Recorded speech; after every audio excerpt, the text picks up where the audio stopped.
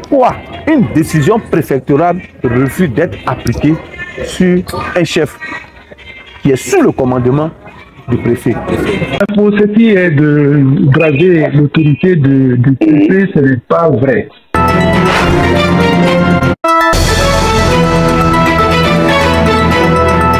Pourquoi la décision d'un préfet n'est pas appliquée alors que un chef du village est sous le commandement du sous-préfet et le sous-préfet est sous le commandement d'un préfet?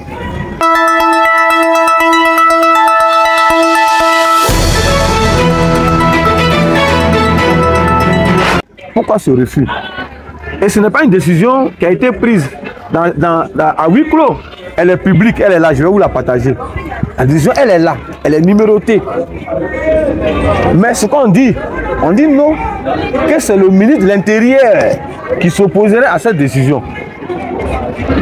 Pour quelle raison un ministre peut s'opposer à une décision d'un préfet alors qu'il est le représentant légal de l'État?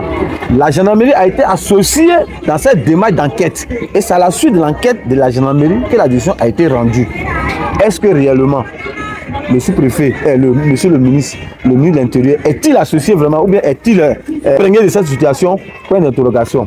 En même temps qu'on nous dit, il y a un ressortissant de Lakota qui est un ancien préfet de la région de Lakota, de Daloa, qu'on appelle le préfet Dabé Loré, qui serait peut-être le maître à gérer cette situation.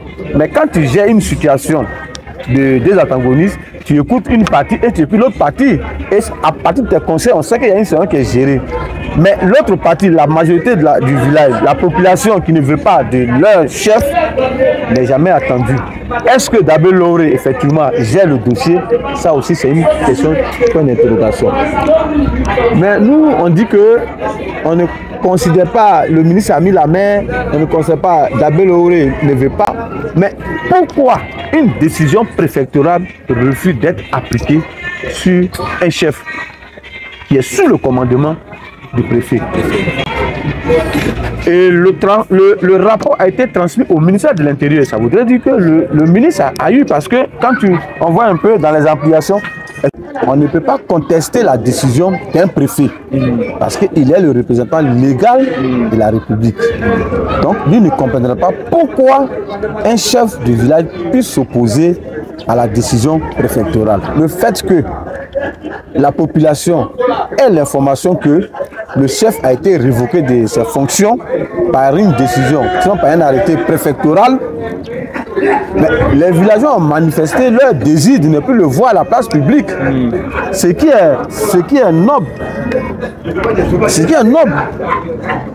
Mais toutefois que la population se lève, ce même chef appelle le CB et le CB envoie la gendarmerie sous peut-être de venir menacer les jeunes. Or pourtant c'est le même CB qui est là actuellement qui a mené cette enquête. Donc moi c'est la partie mais je ne comprends pas. Et la dernière rencontre, le préfet a demandé à ce que la jeunesse vienne. Il a donné des conseils que c'est lui qui a pris la décision. La décision ne va pas être annulée, mais il leur demande de prendre patience parce que l'administration ne se dédie pas. Alors que le gars est en train de narguer les villageois. Il y a des projets même qu'on ne peut pas faire chez nous au village. Où est la décision spéciale sur les gens n'ayant pas d'extrait là? Ça n'a pas eu lieu chez nous parce que quand les gens sont venus, ils s'est accaparé de ces personnes-là. Et puis la dit, bon, nous on préfère ne pas avoir extrait même que d'aller sur le sol et puis s'établir des extraits. Ça met le village en retard. Alors, tout dernièrement, il y a eu une structure qu'on appelle SACO, qui sont dans le domaine de café cacao là. Donc, ils devaient récompenser les planteurs du village.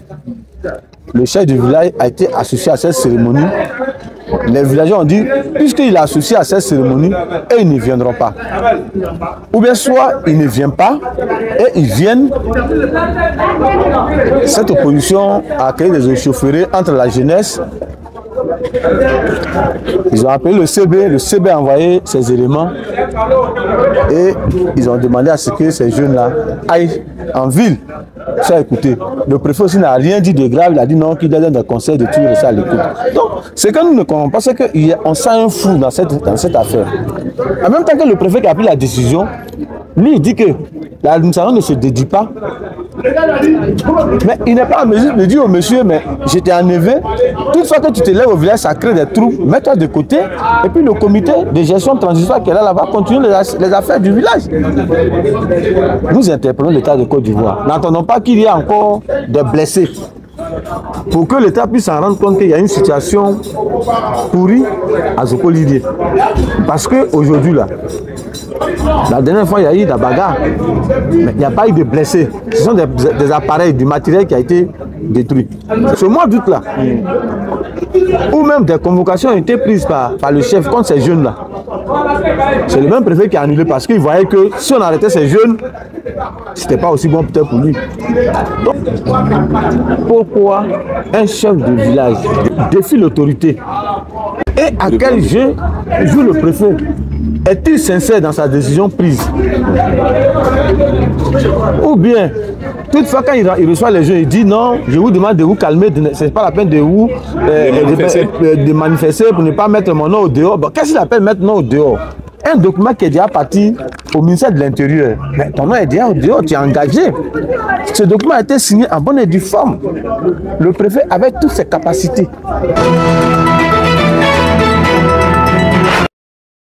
Un chef de village peut braver l'autorité d'un préfet qui est son chef direct. Vous voyez, bon, ne sais pas la première fois. Vous savez, en 2017, il nous a envoyé encore ces mêmes choses que vous avez écrites. Voilà. Un chef de village. Est-ce qu'un chef de village construit les logements de mai? Est-ce qu'un chef de village construit les écoles, construit les collèges? Est-ce qu'un chef de village, est-ce qu'il a un budget de faire ça? Un chef de village, lui, ce qu'il fait, c'est d'écrire au conseil régional, à la mairie, à des personnalités pour demander de l'aide. C'est ce qu'il fait. Le chef de village n'a jamais construit une école. Bien, pour ce qui est de graver l'autorité du préfet, ce n'est pas vrai. Vous savez, les gens ont écrit toutes ces choses-là et ils ont déposé ça sur le bureau du préfet. Et puis le préfet a diligenté une enquête au niveau de la gendarmerie. Les gens m'ont auditionné. Mais normalement, après une audition, le chargé de l'enquête, il lit ce qu'il a écrit et puis vous signez. Voilà. Le gendarme qui a été commis, il m'a posé toutes les questions. J'ai répondu. Quand j'ai fini, j'ai dit, mais monsieur, est-ce que je peux signer mon audition? Il a dit, non, non, c'est fini. J'ai dit, mais je n'ai jamais vu ça. Quand on auditionne quelqu'un, après, il a dit, non, non, non, c'est fini. Moi, je ne peux pas faire par l'arme. Et puis, je me suis levé. Après, maintenant, on m'appelle pour dire, non, non, que l'enquête a ta défaveur.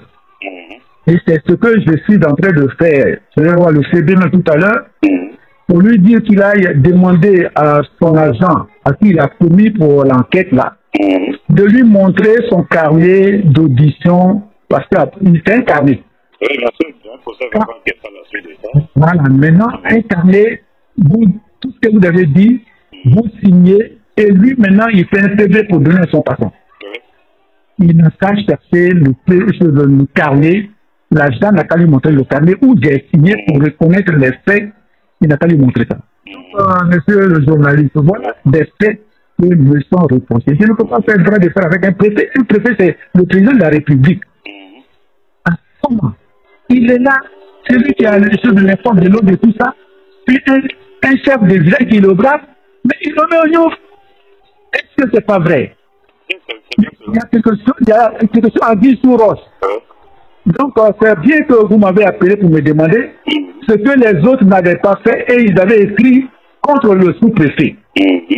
On dit, le chef de village n'a pas construit l'école, n'a pas fait ceci, n'a pas fait ceci. À cause de ça, nous, on ne veut plus de lui comme chef de village. Il les a appelés à son bureau. Il leur a demandé, bon, voilà ce que le chef m'a rapporté, est-ce que c'est vrai? Ils ont tendu le papier. Il a regardé, il a dit, est-ce que c'est lui le premier chef du village des Okoliers? Il n'y a pas d'autres chefs qui sont passés avant lui. Ils ont dit si.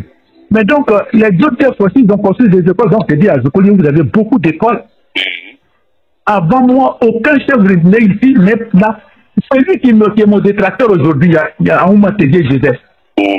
Son cousin était le chef de village. C'est après sa mort que les parents m'ont mis la frontière. Il a fait quoi dans le village? Il a fait dans le village. Les gens vont jusqu'à même dire que le conseil régional nous a donné une école primaire et j'ai voulu qu'on mette cette école à mon nom pour que ça soit privé. Et c'est pour ça que le conseil régional n'a pas construit l'école à Zokoli. Est-ce que notre conseil régional, est-ce que c'est à Abidjan? À Divo, là, on ne peut pas demander. Quand il y a un opérateur économique qui est venu, il voulait installer un collège privé à Zokoli. Il a dit qu'il n'a pas allé à Zozo pour mettre le collège privé à Zokuzo. Pendant que nos enfants souffrent, ils sont à Lakota, il n'y a pas de tuteurs, et ils sont livrés à eux-mêmes. À cause de ça, il y a des grossesses, il y a des choses que les gens sont déscolarisés. Et puis un chef de village, on lui dit, bon voilà un projet qui est chaud, puis il va dire non, mais ne pas te dire, envoyez ça dans un autre village. Non, mais Dieu va les rattraper. Dieu va les rattraper. Donc moi, c'est ce que je peux vous dire. D'accord, ok. L'autre préoccupation, je vais savoir si c'est un peu ce malentendu qui explique un peu la réaction du préfet qui a fait un arrêté pour vous destituer.